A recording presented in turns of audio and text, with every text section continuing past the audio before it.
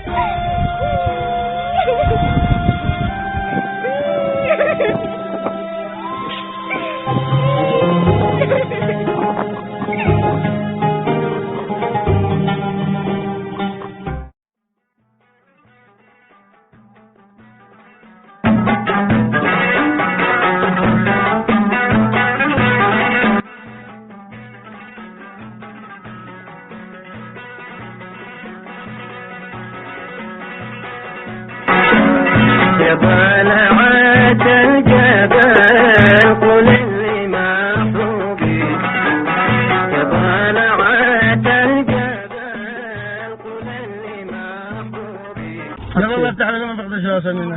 ما ننزلش من هنا، لا يمكن ننزل. ما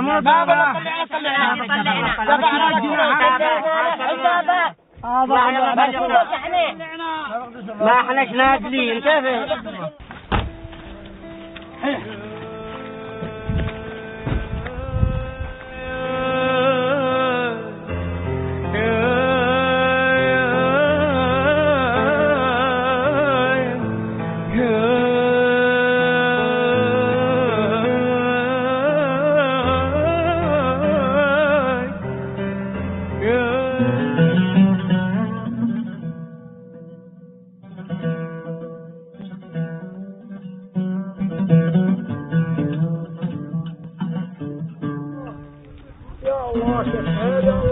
الطريق هذه كيف نحن نطلع فوق الدباري ويمسك الشجاع.